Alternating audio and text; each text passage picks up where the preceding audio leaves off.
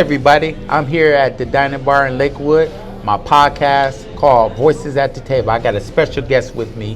Her name is Rhonda, and she's running for city councilman in East Cleveland. And we're going to have a little conversation about East Cleveland because I feel we need some new leadership in East Cleveland because we got good people out there in East Cleveland. Rhonda, at first you was running for mayor. What changed up and you changed your mind? Well, what changed was in the beginning when she first came in as interim mayor, Sandra Morgan, I didn't know who she was. And I just wanted to make sure that she was a good candidate to, for East Cleveland, period. Because we've been through so much, and with the corruption and everything, I just wanted to make sure she was a good fit. But while I was trying to figure that out, I wanted to run. So if just in case, not to be funny, y'all, but just in case she dropped the ball, I was already on board to take the lead.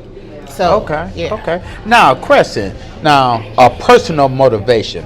What inspired you to run for council, and what do you hope to accomplish in your first year if elected? So, I'm running for council at large. So that means I will be over everybody, including the council under me.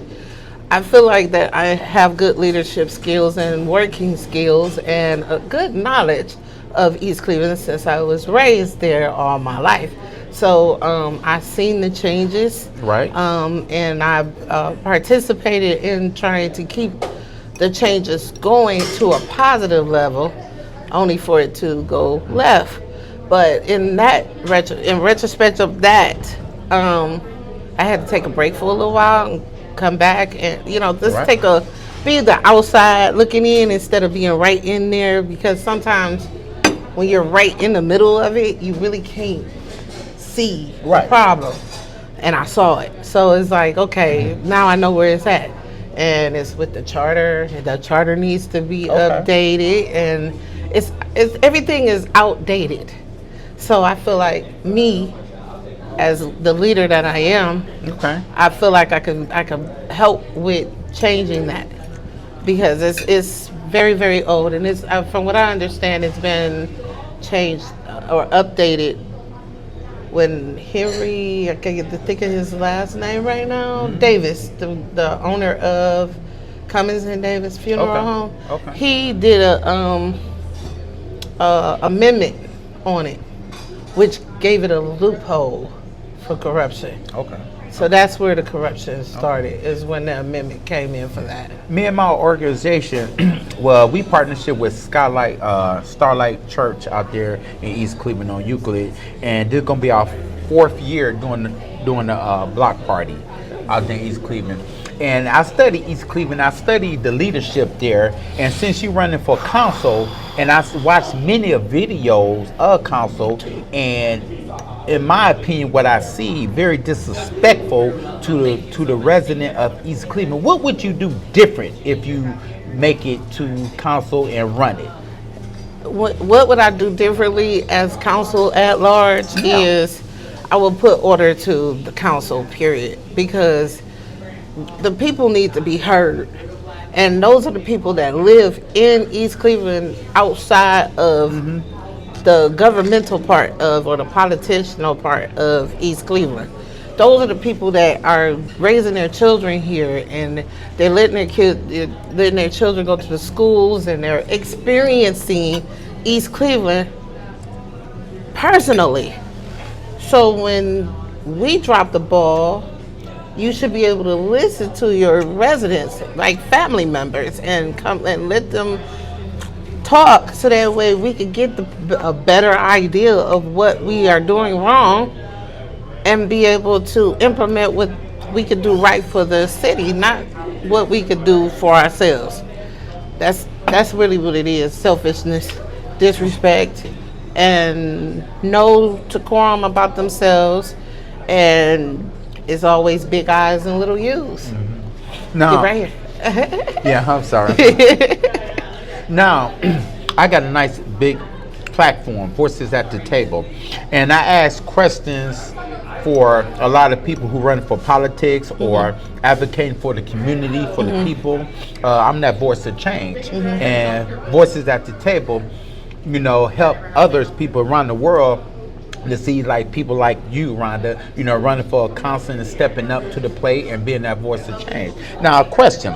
Vision for East Cleveland. What is your long-term vision for the city, and how do you plan to achieve it? My vision for East Cleveland is to get it back to the old school way with a new school twist. Okay, so what I mean by that is we need our families to come back together. We need our people, you could watch people. We need more people to look out for each other. We need more love and understanding. We need more people to get involved. We need people to start taking care of where they live, because the way you live is the way people are going to treat you. Right. So I'm saying this because we have disrespected East Cleveland so bad that the outside has come in and disrespected us too.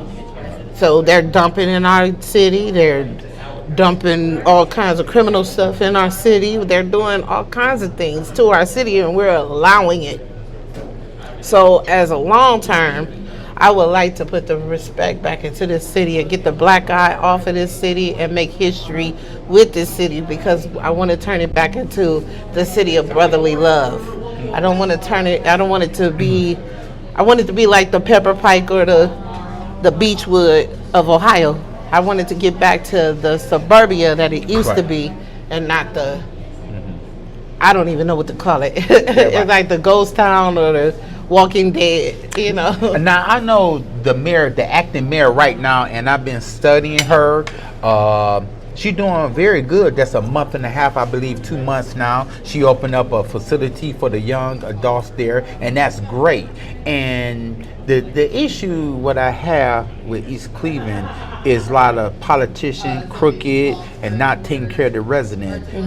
As you've been a council, and first you was running for mayor and you changed. Have you ever talked with the mayor now, and y'all ever got together and talked about what the issues and what y'all can work together? Let the people know. We have had a brief moment of conversation. It wasn't long, but it was long enough for her and I to come to an agreement that we could work together, and she would support me as I support her to get her vision and mine pushed along, where we could get East Cleveland back to its glory. Okay. Yes. Now, I got a major question for you. Okay. What do you see as the biggest challenges facing East Cleveland today, and how do you plan to address them? That's a huge That's question. what Voices at the Table is about. That's okay. That's fine. But at the same time, East Cleveland got a long way to go. We got decades and decades of. But let's talk about now. What would you do as the new person? As the new person in council, Yes. I would approach first to take care of the families that are left out with the lawsuits and stuff that is on the table right now. They haven't been paid out yet, and we are in a physical emergency right now. So I will work my very hardest in the beginning to try to find the funds to help those families that were wrongfully arrested and beaten, hit and runs and chases that shouldn't have never took place. It's a laundry list of wrongdoing that was taking place, that lawsuits are still hanging out there unpaid. Right. Now, million people is watching this, Voices at the Table. When I ask you that major question, a lot of people going to look at this, millions of people going to look at this, Voices at the Table, this conversation. The first thing, if I would come to my mind, and I got the history of East Cleveland, why she did not say the corruption of East Cleveland? Why didn't I say the corruption? Yeah.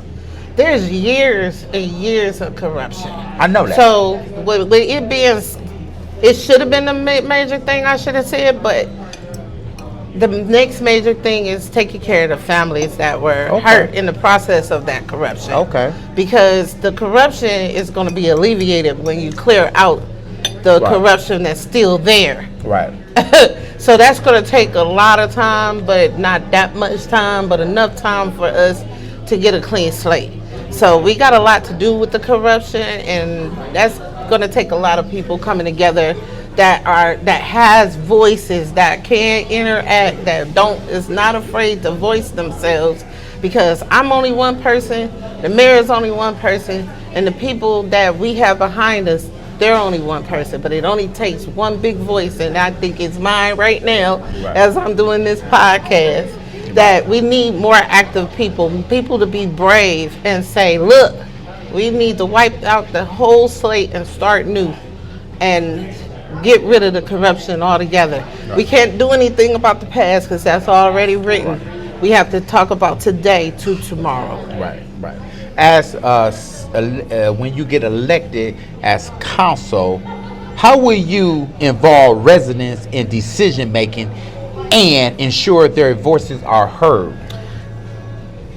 That is a very, very, very wonderful question. So I have it's a shameful plug, but it's okay. I know, right? I have an organization that I just put together. It's called Umoja Nation. Okay. It's an enrichment for the community. And I want everybody to come. My first meeting is on the 22nd at the library. I forgot the name of it's in one of the, they'll direct you to where I'm going to be at. It was supposed to be in the lower level of the East Cleveland Library, but it's going to be right where all the glass is. I can't pronounce the name of the place, but they'll direct you right there to that place, because that will be our first meeting for the community to come out, and we can sit down and talk and figure out the things that you would like to happen that I could orchestrate while I am campaigning for council at large for East Cleveland. Also, too, if you have business ideas and you want to implement them in East Cleveland, please bring your ideas and your portfolios and everything like that, because I'm also a business consultant as well. And we could work together, and then we could build a culture and a society that is grander than what it is right now. And I want to say to you, Rhonda, and to everybody else, I've been, communicating with Rhonda for the past few weeks now, and I got a good feel of people anyway. Mm-hmm. I work for mental health services, and I read people very well. She's sincere, and she's the voice of the people in East Cleveland. And in my heart, for what I know of her in a few weeks and communicate before Voices at the Table, she will make a good council on the board, and she will do right by the people, and she will clean it up. I just want to throw that out there. Now, I got another major question. Another one. Yes. A personal touch. Can you share a story or a moment that has shaped your desire to serve East Cleveland? Let everybody know. Ooh. See, I surprised you. Oh, you got me. No, you didn't. First of all, this is something that I'm called to do, and I'm motivated by God and His Word. Amen. And I am a minister. I have a call on my life that I have been doing since I was 12 years old. So I've been ordained since I was 12. I was called at a younger age, but we ain't going there like that. Right. But at the same time, as a woman of God that I am, I believe in people, and I believe in setting our people free from the bondage that has been created, not by their will, but the wills of people that were crooked from the beginning. So my motivation is for the people. I have always been about the people. I've always been charismatic about the people. No matter what you have done, you could be a criminal and I still love you. Okay, I'm going to do my very, very, very best to get you to see that your ways is not going to hinder you, but it can be a stepping stone to your greatness if you are desiring to accept the call on your life to make that change to be a better person. So I believe in people, and I believe that people can change only if you're in acceptance of it. Deliverance comes by acceptance. So for the city of East Cleveland, we have to be in acceptance to the change that will come about. But if you're not in acceptance, then it won't work. How long you been living out there in East Cleveland, and at the same time, the long you been out there in East Cleveland, and how long you saw East Cleveland, your city, go down with the politicians, with many of mayors going to prison, and council, disrespecting residents and the homes, abandoned homes, and all that. How long you seen that decline in East Cleveland, and how long you been in East Cleveland and watched that decline?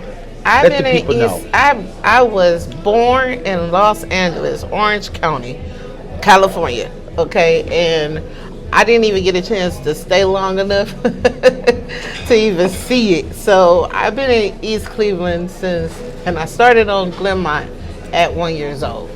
So Glenmont has been the start, and then we moved out and then moved back in, and I moved on Penrose, and that was I was 4 years old when I moved on Penrose. My sister was born in 76, so yeah, 76 is when we came back to East Cleveland. So when we came back, it was beautiful. It was neighbors taking care of neighbors' kids, and we played together. We had block parties, and Huff Bakery was there, the little mom and pop store. We had a church on the corner, and everybody got along with each other.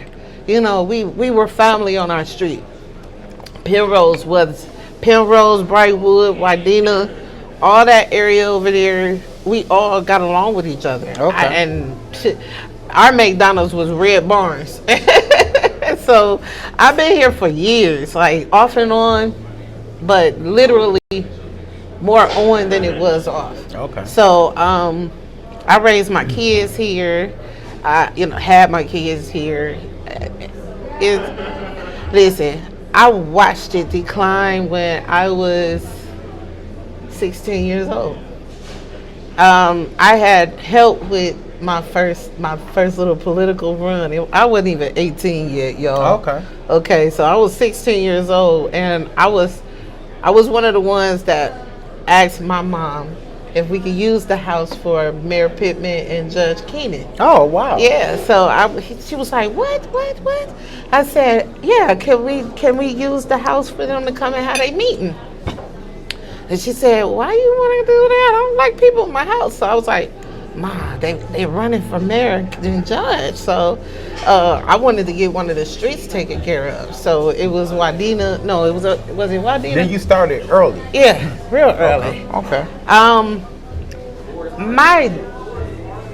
gonna tell you where it came from, and it's gonna be funny when I tell you that. Please don't laugh. But I used to watch Family Ties. Okay. And Alex was all into politics and everything. I used to watch that and he glorified it, and he made it so wonderful, and it was supposed to be the greatest thing since sliced bread, and that's where my motivation came from. Mm-hmm. So from watching Family Ties, and I see how involved and how passionate he was, even as a character, But yeah, that's where my fire came from. Now, another question. What are your plans to attract businesses and create jobs in East Cleveland as council if you be elected? Let the people know. As council, I will actually call a lot of my business friends up, because there's I'm another shameless plug. Chandler Park has a lot of entrepreneurs in it. It's over there by London. It's that old the Chandler building where they used to make cars and stuff. And it used to be the old Cleveland Clinic building. But now that's a place where entrepreneurs are developing their jobs and everything. So I would love to take that development of those type of people and bring them into the community for the brick and mortar. Because a lot of them are online and they scared to get the brick and mortar. Right. So I would try to, get them to come together and get them to not be so afraid to step out on faith and use East Cleveland as the backdrop to their business. I want to talk a little bit about public safety. How do you plan to address public safety concerns while fostering trust between law enforcement and the community. Now that part is going to be a little difficult because the people of East Cleveland, they're already abused. So it's really going to be more like when I do my meetings and everything, and have it, because they're going to be once a month. So every month I'm going to implement something that will help develop their trust for the police. It can't be done in City Hall. It can't be done on that panel. It has to be an individual thing, and it's my vision to build that trust for the city of East Cleveland, the residents there, by having my meetings and helping you guys to understand that it's going to take time, but at the same time we're going to make sure that you are safe at all times, and also implement that we must come together and keep each other safe. That's it. Because a lot of times we want to close our doors and we don't want to know our neighbors and we don't want to see what anybody is doing. No, everybody is quiet now and they want to stay hermits in their home where they can't see nothing or hear nothing, so they don't have to give out information or be called a snitch. Right. Okay, so snitches get stitches, but at the same time, it's a certain way to do things. It's not what you say, it's how you say it. And if you saying something that's out of line that will get yourself messed up, then that's you got to learn how to speak when spoken, and that's it. Yeah. I want to sum this up.